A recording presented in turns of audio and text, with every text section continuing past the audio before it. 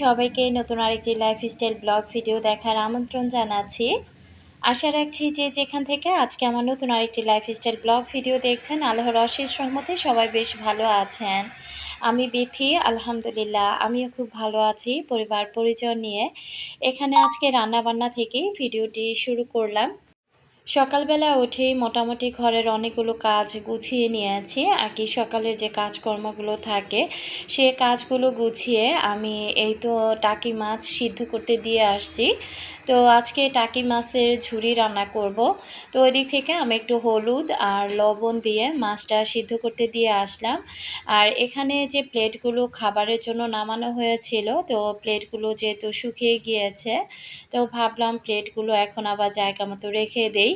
কাচের জিনিস বের করে রাখলে যখন তখন হয়তো বা পড়ে ভেঙে যাওয়ার একটা ভয় থাকে। এই কারণে দেখা যায় কি, আমি যখন যেটা ব্যবহার করি সাথে সাথেই ওটা আর কি ধুয়ে দেওয়ার পর, শুকিয়ে যাওয়ার পর আমি চেষ্টা করি ওগুলোকে তুলে রাখার জন্য। তো এখানে আমি মানি প্লান্ট গাছে আবার একটু পানি দিয়ে দিলাম। এখনও কিন্তু ওয়েদারটা মোটামুটি ভালোই আর কি, গরম। তো এত গরমের মধ্যে গাছপালাগুলোকে যদি প্রতিদিন গোসল করিয়ে দেয়া যেত তাহলে ভালোই হতো। এখানে আমার এই যে আর্টিফিশিয়াল ফুল গাছটা দেখতে পাচ্ছেন, তো এটার উপরে এত এত ধুলাবালি পড়েছে, তো এটাকে তো আর এখন ওয়াশরুমে নিয়ে ভালো করে ক্লিন করা সম্ভব না। আসলে ইচ্ছেও করছিল না। এই কারণে মানি প্লান্ট গাছে যখন পানি দিচ্ছিলাম, তখন আবার এই পাতাবাহার গাছটাতেও পানি দিয়ে তারপর আমি খুব সুন্দর করে এই তো একটা ভেজা রুমাল দিয়ে প্রত্যেকটা পাতা আমি আলতো হাতে একটু পরিষ্কার করে দিচ্ছি। গাছের বয়সটা অনেক দিন হয়ে গিয়েছে। আসলে আমার বাসাটা আসলে জিনিসপত্র দিয়ে এত ভরাট হয়ে গিয়েছে, এখন মনে হচ্ছে বাসাটা আমার কাছে একেবারেই ছোট। কোনো কিছু রেখে আমি শান্তি পাচ্ছি না আর কি, খোলামেলাভাবে কোনো কিছুই আমি রাখতে পারছি না। তো চিন্তা করলাম যে আজকে কিছু গাছ আমি ঘরে রাখবো। এটা ছিল বড় একটা সিঙ্গোনিয়াম গাছ, তার সাথে মানি প্লান্ট গাছ। এগুলো আমি বারান্দা থেকে নামিয়ে খুব ভালো করে আমি স্প্রে করে আর কি প্রত্যেকটা গাছ আর কি গোসল করিয়ে নিয়েছি। এই গাছগুলো কিছুদিন আমি ঘরে রাখবো, আবার যখন দেখবো যে হয়তোবা একটু ফ্যাকাশে হয়ে যাচ্ছে তখন আবার বাইরে নিয়ে রেখে দিব। আবার বাইরে যে গাছগুলো আছে সেগুলো এনে তখন আবার এখানে রাখবো। তো যাই হোক, এরপর আমি এখন মেহেদি গাছেও এক বালতি পানি দিয়ে দিলাম অফ ক্যামেরাতে। আর এই যে এই গাছগুলোকে এখন আমি গোসল করিয়ে দিব। প্রতিদিন সকালবেলা ঘুম থেকে উঠেই যদি গাছগুলোতে আর কি এভাবে গোসল করিয়ে দেওয়া হয় তাহলে গাছগুলো কিন্তু অনেক সতেজ থাকে, ধুলোবালিও চলে যায়, আবার গাছটা মনে হয় যে একেবারে প্রাণ ফিরে পেয়েছে। আসলে গাছপালাকেও কিন্তু প্রতিদিন গোসল করাতে হয়। আমি এত ব্যস্ত থাকি, ব্যস্ততার কারণে কিন্তু এভাবে আসলে আমি গাছগুলোকে প্রতিদিন গোসল করাতে পারি না। আমার বাগানে নয়নতারা, লাল নয়নতারা এবং একটা জবা কমলা কালারের ফুটেছে, দেখতেই পাচ্ছেন। একটা লাল কালারের জবাও ফুটেছে, সেটা আমি ভিডিও শেষে আপনাদেরকে দেখিয়ে দিব। গত ভিডিওতে আমি বলেছিলাম যে আমার যে জবা গাছে আর কি, এই বড় জবা গাছটাতে অনেক অনেক কলি আসছে। তো যাই হোক, একটা দুইটা করে প্রতিদিনই ফুটে, আর গাছ দেখতে আমার বরাবরই খুব ভালো লাগে। এই যে পাতাবাহার গাছটা, এই গাছটা হতে কিন্তু প্রায় 1 বছর সময় লেগে গিয়েছে। আসলে ভাবতেছিলাম গাছগুলোকে যেহেতু গোসল করানোই হচ্ছে, তার চাইতে গোসল করিয়ে দেই। আমি কিন্তু মাছটা চুলাতে বসিয়ে দিয়ে এরপর এই যে গাছপালা নিয়ে ব্যস্ত হয়ে পড়েছি। ইতিমধ্যে আর কি জুঁই চলে আসছিল, তো জুঁইয়ের যেহেতু পরীক্ষা চলছে, জুঁইকে বলেছিলাম যে মাছটা দেখে মাছটা যেন নামিয়ে নেয়। আর এদিকে এই যে বারান্দার মধ্যে এখন বালতি ভরে আমি পানি দিয়ে দিলাম। এই গাছটাও কিন্তু আমি ঘরের মধ্যে নিয়ে এসে রেখেছি। এখন পুরোটা ঘর আমি হাত দিয়ে ভালো করে মুছে নেব। মাছটা ঠান্ডা হয়ে গেলে জুঁইকে বলেছি মাছের কাঁটাগুলো যেন খুব সুন্দর করে ভালোভাবে বেছে দেয়। আচ্ছা, অনেক অনেক আপুরা আমাকে অনেকগুলো কমেন্ট করেছেন। কোনো আপু আমার রুমের দেয়ালের যে ঘরটা লাগানো আছে সেটা দেখতে চেয়েছেন, আরেকজন আপু আমার ফ্যানটা দেখতে চেয়েছেন, আরেকজন আপু আসলে আরেকটা আপু যেন আমার কি যেন একটা দেখতে চেয়েছিল, আমি এই মুহূর্তে ভুলে গিয়েছি। তো উম এখন যেহেতু আমার ভিডিওগুলো আগেরই করা ছিল বা আমি এডিটও করে ফেলেছি। তো সে জায়গা থেকে আমি যেহেতু দেখাতে পারলাম না আজকের ভিডিওতে, তো আন্তরিকভাবে দুঃখিত। আসলে রেগুলার যেহেতু আমি ভিডিও দিচ্ছি, তো সে জায়গা থেকে আমি চেষ্টা করব যে যেকোনো একটা ভিডিওতে আমি প্রত্যেকটা জিনিস একটা, একটা করে আপনাদেরকে দেখিয়ে দেওয়ার জন্য। তো যাই হোক, আশা করছি আপুরা বুঝতে পারবেন। এদিক থেকে আমি কিছু রসুনের কোয়া আরকি আলাদা করে নিয়েছিলাম আরকি, খোসাগুলো আলাদা করে কোয়াগুলো আলাদা করে নিয়েছি। এখন এই তো আমি রসুনগুলো একটু আলাদা করে ছেঁচে নেব। আর একটা মিক্স আরকি সবজি ভাজি করছি। সংসারে যে কত শত কাজ থাকে আসলে, আজকে কিন্তু রান্না বসিয়ে দিয়ে আমি কিন্তু আজকে অনেক রকমের কাজ করেছি। তো রান্না করতে করতে না আমার হঠাৎ করেই মনে হলো যে আমার ফ্রিজের নর্মাল অংশটা অনেকটা আর কি দেখা যায়, যেহেতু নর্মাল অপশনে আমি অনেক কিছুই রাখি, এটা সেটা অনেক কিছু রাখা হয়। তো সে জায়গা থেকে না নর্মালটা একটু ভালোই ময়লা হয়েছে। তো একেবারে ধুতে গেলে তো অনেক সময় সাপেক্ষের ব্যাপার। ইদানিং না আমার ফ্রিজ ধুতে গেলে কেন যেন খুব অলসতা কাজ করে। অনেকদিন ওইভাবে ফ্রিজটাকে যে ডিপ ক্লিন করা সেভাবে কিন্তু আর করা হচ্ছে না। তো ভাবছি যে দেখি রান্নাটা চাপিয়ে দিয়ে তারপরে আমি আম ফ্রিজের নরমালের যে অংশটা সেটা আমি খুব ভালোভাবে আরকি এখন পরিষ্কার করে নিব।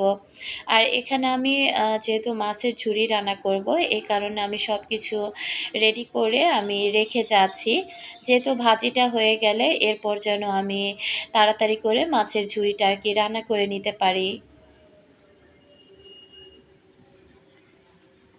সংসারে নাকি মেয়েদের কোনো কাজই থাকে না। আসলে আমাদের মেয়েদের সংসারে যে কত শত কাজ থাকে, আসলে কাজ করলে তো কাজের অভাব নাই। আর যদি চিন্তা করি যে না কাজ করব না, সবকিছু এভাবে নোংরা করেই ফেলে রাখবো, তাহলে দেখবেন যে কোনো কাজই থাকবে না।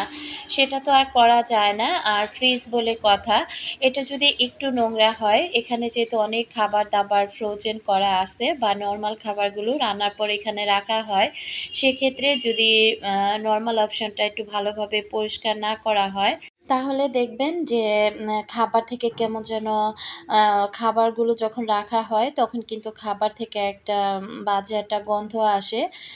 তো সেই গন্ধটা কিন্তু আসলে ভালো লাগে না। যদিও আমি নরমাল ফ্রিজে খাবার-দাবার একটু কমই রাখার চেষ্টা করি। যদিও বা রাখি, অনেক সময় তো দেখা যায় বক্সে করে রাখার চেষ্টা করি। অনেক সময় অলসতার কারণে এমনিতেই হয়তোবা একটা জালি ঢাকনা দিয়ে ঢেকে তারপর আর কি রেখে দেই। তো তখন দেখি যে না আসলে ওই স্মেলটা না কেমন একটা ভালো লাগে না। তো সেই জায়গা থেকে আসলে বক্স করে রাখলে কিন্তু খাবারের টার মধ্যে ফ্রিজের যে অন্যান্য জিনিসগুলো থাকে সেগুলো থেকে কিন্তু আর দুর্গন্ধও ছড়ায় না। তো আমি কিন্তু রান্না করতে, করতে কত রকমের কাজ করছি দেখেন। তো ওই দিক থেকে আমি জুঁইকে আবার একটু ডেকে বলতেছিলাম যে, "জুঁই ভাজিটা একটু নাড়াচাড়া করে দাও।" তো জুঁই আবার একটু পরপর গিয়ে ভাজিটা একটু নাড়াচাড়া করে দিচ্ছিল। আর ফ্রিজ পরিষ্কার করতে গিয়ে কত কিছু আসলে নরমাল ফ্রিজে আছে দেখেন, আমার জানাই ছিল না। এখানে কিন্তু ফুচকার ডাল রয়েছে, অ্যাঙ্কারের ডাল রয়েছে, তারপরে বুটের ডালও রয়েছে। তো আমি তো জানিই না, আমি ভাবছিলাম যে বুটের ডাল হয়তোবা নাই। তো এরপর আমি কিন্তু ঈদের মধ্যে আজকে ফুচকার ডাল কিনে নিয়ে আসছি। তো এখন ফ্রিজ পরিষ্কার করতে গিয়ে দেখি যে আল্লাহ! আমার ফ্রিজে তো ফুচকার ডাল রয়েই গিয়েছে। তো আসলে ফ্রিজের ভিতরে এটা সেটা রেখে দিলে অনেক সময় একটু হাত না দিলে না মনে থাকে না যে কোথায় কোন জিনিসটা রয়ে গিয়েছে। তো অনেকগুলো ডালই দেখলাম রয়ে গিয়েছে। আসলে সংসারের এই কাজগুলো করতে, করতে বিকেলবেলা যে বাচ্চাদেরকে একটু মজা, মজা করে নাস্তা বানিয়ে দিব, তখন এত অলসতা কাজ করে। সকাল থেকে একটানা একদম দুপুর পর্যন্ত ঘর গুছানো, রান্না-বান্না, ঘর মোছা, তাছাড়া আনুষাঙ্গিক খুঁটিনাটি কত রকমের কাজ যে আমাদের মেয়েদের থাকে। এগুলো করতে, করতে কিন্তু দিনগুলো কিভাবে যে চলে যায়। এরপর আবার বিকেলে যে একটা নাস্তার আয়োজন, রাতের বেলা আবার ভাত রান্না, তরকারি গরম করা। তো সবকিছু মিলিয়ে না তখন আমার কাছে আর কি চলে না। শরীরটা একেবারেই চলে না। দুপুরে খাওয়া-দাওয়া করার পর মনে হয় যে একেবারে নিজের মতো করে সময় কাটাই। যদিও সেই সময়টা আসলে ওইভাবে সবসময় কাটানো হয় না। মাঝে, মাঝে কিন্তু দেখা যায় যে জবা একটু বিকেলবেলার নাস্তা তৈরি করে। আবার যদি একেবারেই কোনো কিছু না থাকে, চা তো মাস্ট থাকবেই। তো দেখা যায় কি চা, মুড়ি এগুলো আরকি খাওয়া হয়। আজ কয়েকদিন যাবতীয় আমি শুধু পরিষ্কার-পরিচ্ছন্নের কাজগুলোর মধ্যেই লেগে আছি। আসলে একটু টুকটাক কিছু জিনিস আনতে হবে। এনে আরকি বিকেলের নাস্তা হিসেবে ওগুলো রেডি করে রেখে দিতে হবে। তো যাই হোক, এদিক থেকে আমি ফ্রিজটা যেহেতু ভালোভাবে পরিষ্কার করে নিয়েছি, আমি কিন্তু অফ ক্যামেরাতে রুমালটা যেহেতু অনেক কিছু পরিষ্কার করেছি, রুমালটা আরও ২ বার অফ ক্যামেরাতে আমি এভাবে কিন্তু ধুয়ে নিয়েছিলাম। এখন ভালো করে ধুয়ে এই তো আমি জানালায় রুমালটা এখন মেলে দিয়ে রাখবো। এদিক থেকে আমি যেহেতু এখন এই প্যানে আমি আরকি আ মাছের ঝুড়িটা রান্না করব, আবারও আ ভাজিটাও করব। তো এটার মধ্যে ওই যে চিকেন যে ভাজা হয়েছিল, তো তেলটা আরকি রয়ে গিয়েছে। তো আমি কিন্তু এই অয়েল জারটা ভালো করে ধুয়ে রেখেছিলাম। তো এখন এই চিকেনের তেল দিয়ে তো আর ভাজি করলে বা মাছ ভাজা করলে ওটা খেতে কিন্তু ভালো লাগবে না। এ কারণে তেলটা আমি আলাদা করে রেখে দিলাম। এগুলো হয়তোবা আবার যখন চিকেন ভাজবো বা অন্য কোনো কিছু ফ্রাই করব, তো বিশেষ করে চিকেন ফ্রাই করার জন্য এর এই তেলটা আরকি পারফেক্ট আছে। অন্য কিছু ফ্রাই করলে এই তেল দিয়ে খেতে কিন্তু তেমন একটা ভালো লাগবে না। আমি অফ ক্যামেরাতে পাতিলাটা খুব ভালোভাবে ধুয়ে নিয়েছি। এখন এই তো আমি ভাজিটা আরকি বাগার দিয়ে নিব। তো যাই হোক, যেহেতু নরমাল অপশনটাই পরিষ্কার করেছি, সেক্ষেত্রে কিন্তু তেমন একটা সময় আমার লাগে নাই। খুব তাড়াতাড়ি করেই কিন্তু পরিষ্কার করাটা হয়ে গিয়েছে। চেষ্টা করি যে কাজের ফাঁকে, ফাঁকে আরকি ছোটোখাটো যে কাজগুলো সেগুলো করে নেয়ার জন্য। গত ভিডিওতে আমি একটা গল্প শেয়ার করেছিলাম। সেখানে আমি আসলে শুরুর দিকে যেহেতু গল্পটা শেয়ার করেছিলাম, আমার অনেক আপুরা অনেক সুন্দর, সুন্দর কমেন্ট করেছেন। কোনো, কোনো আপুরা লিখেছেন যে কিছু, কিছু পুরুষ আছে জীবনের ১ম দিকে হয়তোবা তারা অনেক কিছুই বোঝে না। এমন সময় এসে বুঝে যখন তার সেই পুরুষের আর কোনো কিছুই করার থাকে না। তো এই কথাটা আসলে যে আপুটা লিখেছেন একেবারে সত্যি একটা কথা লিখেছেন। আসলে দিন, সময়, মাস, সেকেন্ড, মিনিট, সপ্তাহ এগুলো যেভাবে প্রত্যেকটা মানুষের জীবন থেকে হারিয়ে যায়, এই দিনটা কিন্তু আর কোনোদিনও সেই হয়তোবা ওই খালাটার জীবনে আর ফিরে আসবে না। তো জীবনের ১ম ধাপে সে যখন এত বড় একটা ধাক্কা খেয়েছে তার হাসব্যান্ডকে দিয়ে, এখন জীবনের শেষ প্রান্তে এসে সেই বা আর কি করবে? আমার অনেক আপুরাই দেখলাম যে সালমা আপু যেমন কমেন্ট করেছে যে আপু নাকি আ এই জিনিসটা আরকি ফেসবুকে দেখতে পেয়েছে। তারপরে অনেক, অনেক আপুরাই আরকি কমেন্ট করেছে যে পুরুষ মানুষ আসলে সময় থাকতে বোঝে না। সবকিছু হারিয়ে তারপর হয়তো বুঝে। কিন্তু ওই বুঝার কোনো মূল্যই থাকে না। একেবারে প্রত্যেকটা আপু যে কটা কমেন্ট করেছেন একদম সত্যিকারের কমেন্টগুলোই করেছেন। আসলে পুরুষরা কিন্তু সত্যিই সময় থাকতে অনেক কিছুই বোঝে না। দিন শেষে গিয়ে যখন বোঝে তখন তার করার মতো আর কোনো কিছুই থাকে না। যাই হোক, আল্লাহ তাআলা প্রত্যেকটা পুরুষ এবং প্রত্যেকটা নারীকে বুঝার মতো তৌফিক দান করুক। আমিন। তো এদিক থেকে আমি এই তো এখন মাছের ঝুড়িটা আরকি করে নিচ্ছি। আমি রসুন আর যে কাঁচামরিচটা একটু থেঁতো করে নিয়েছিলাম। পরিমাণে পেঁয়াজটা একটু বেশিই দিয়ে দিয়েছি। আর আমি সরিষার তেল দিয়ে আরকি ঝুড়িটা করছি। তো আমি একদম ভালোভাবে এটা ঝুড়ি করে নিব। আর এরপর না আমি এখানে কিছু চিলি ফ্লেক্সও দিয়ে দিয়েছিলাম। আরকি একটু ঝাল বেশি হওয়ার জন্য। তো এটা যদি আমি এখন একটু পাটায় বেটে নিতাম আর তার সাথে কাঁচা ধনিয়া পাতা দিতাম, তো এটা কিন্তু একেবারে একদম মিহি একটা ভর্তা হয়ে যেত। সেটা খেতেও হয়তোবা অনেক বেশি ভালো লাগতো। তো আসলে একটানা অনেকগুলো কাজ করেছি তো, আমার এখন আর ইচ্ছেই করছে না যে আমি পাটায় বেটে এটাকে একেবারে ভর্তা বানিয়ে ফেলি। এ কারণে কিন্তু আমি টাকি মাছের আরকি ঝুড়ি বলেছি যে ঝুড়ি রান্না করলাম। রান্নাবান্না শেষ আর এদিক থেকে আমি সবকিছু এই তো এভাবে ধুয়ে নিচ্ছি। তো সবসময় রান্নাবান্না শেষ করার পর সবকিছু যদি সাথে, সাথে ক্লিন করে রাখা যায় তাহলে দেখবেন যে সবকিছুই না আসলে দেখতেও ভালো লাগে। আবার এগুলো দুপুরে খাওয়া-দাওয়া হতে, হতে শুকিয়ে যায়। দুপুরে খাওয়া-দাওয়া করার পর আবার এগুলো গুছিয়ে নিয়ে তখন দুপুরের আম যে প্লেট বাটিগুলো বের হয় ওগুলো ধুয়ে আবার রাখা যায়। এদিকে আমি অফ ক্যামেরাতে এখানে 1/2 কেজির মতো দুধ জাল করতে দিয়েছি। তো দুধ যখন জাল করতেছি এর মধ্যে জবাও চলে আসছে। জবা এসে আমাকে আরকি আ এই পার্সেলটা দিল। এটা পার্সেল না আসলে এটা গিফট পেয়েছে জবা।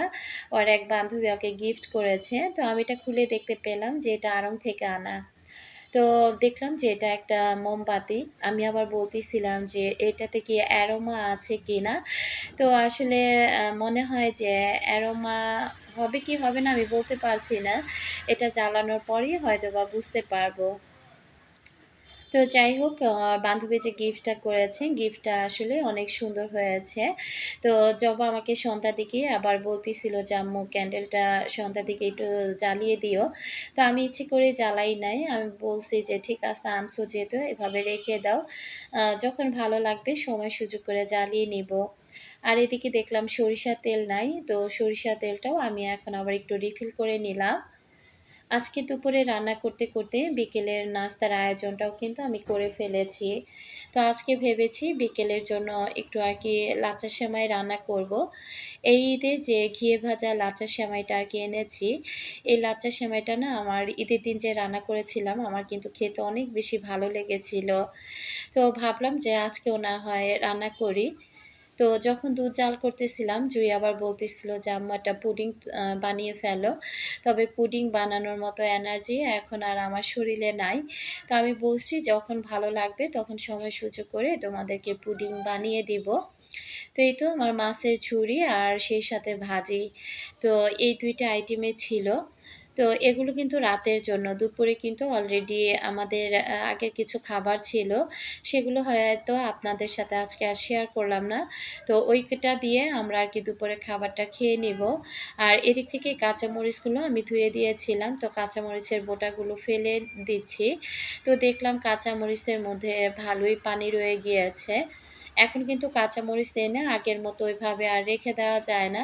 কেমন যেন কাঁচামরিচগুলো আরকি পচে, পচে যায়। হয়তোবা বর্ষাকাল এ কারণে। তো আমি সবগুলো কাঁচামরিচের বোঁটা এভাবে ফেলে রেখে দিলাম। আসলে একা হাতে কাজ করি তো চেষ্টা করি সব কাজগুলো একটু গুছিয়ে নিজের মতো করে রাখতে। যেন রান্না-বান্নার সময় আমাকে যেন তাড়াহুড়া করে আবার পেঁয়াজ ছিলতে না হয়, মরিচের বোঁটা বাছতে না হয়। এ কারণে আমি কাজগুলো একটু এগিয়ে রাখার আরকি চেষ্টা করি। তো যেহেতু ভেজা এটা রুমালের উপর বিছিয়ে দিলাম। যখন শুকিয়ে যাবে তখন আমি বক্স করে খুব সুন্দর করে রেখে দিব। আর দুধটাও যেহেতু ঠান্ডা হয়ে গিয়েছে, তো ভাবলাম সেমাইটা একেবারে ভিজিয়ে ফেলি। সেমাইটা ভিজানো হয়ে গেলে আমি এটা আরকি নামিয়ে চুলা থেকে নামিয়ে আমি জালি দিয়ে ঢেকে রেখে দিব। বিকেলবেলা আজকে আর মেয়েদেরকে কষ্ট করে অন্য কোনো নাস্তা তৈরি করতে হবে না। সবকিছু যেহেতু আমি রেডি করেই রেখেছি, তো মেয়েরা শুধু বিকেলবেলা নিয়ে খেয়ে নেবে। তো চুলার ফ্যানটা যেহেতু এখনো চলতেছে, এ কারণে কিন্তু আমি সুইচটা বন্ধ করি নাই। যখন ফ্যানের শব্দটা বন্ধ হয়ে যাবে, তখন কিন্তু আমি তারটা খুলে দিব। ইলেকট্রিক চুলা কিন্তু এভাবেই ব্যবহার করতে হয়। আর এই তো আমার লাল ঝুমকো জবা। আজকের মতো বিদায় নিলাম। আল্লাহ হাফেজ। আসসালামু আলাইকুম।